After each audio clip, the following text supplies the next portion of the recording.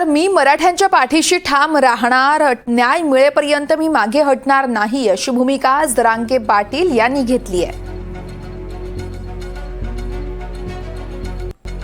नाही का हे गुंडाला बोलायचं नाही का?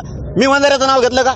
धनगराचं, दलित मुस्लिमाचं, मायक्रो ओबीसीचं तुम्ही कस काय वाटता तुमच्यावरती बळत? गुंडाला बोलायचं नाही. सोमनाथ सूर्यवंशी मारून टाकला, कापायचेत का तुम्हाला लोक आमचे? ते वाकोळे साहेबाचा मर्डरच झालाय, अरे त्याला मर्डरच म्हणतात. बोलायचंच नाही का आम्ही? कोणता जातीवाद शिकवता राहू तुम्ही आम्हाला? म्हणजे गुंडाला बोललं की तुम्ही म्हणता जातीवाद. मी संतोष भाईंच्या न्यायासाठी लढतोय, न्याय मागतोय.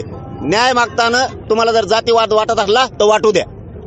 मी गोरगरीब मराठ्यांच्या लेकराला आरक्षण मागतोय, न्याय मागतोय. तो जर तुम्हाला जातीवाद वाटत असला तर वाटू द्या. मी हटणार नाही, मराठ्यांच्या पाठीमागे ठाम उभा राहणार आहे. मी त्याच्यावरती कधीच बोललो नाही. मी कधी बोललो? ज्या दिवशी धनंजय देशमुखांना धमकी दिली त्या दिवशी या धनया मुंड्याचं नाव घेतलं. आधी घेतलं का त्याचं तोंडावर नाव? कारण तो मंत्री आहे, तो सरकारमध्ये, जातीचा नाहीये. मी त्याला त्यावेळेस बोलत तो हे लोक आवरेव, तर त्याने ते आवरायच्या ऐवजी ती लाभार्थी टोळी उठली. पिकेमे खाय, गटार खाय, नाल्या खाय, कुठं दगड गोटे खाय, नद्या खाय, राख खाय, काही खाय.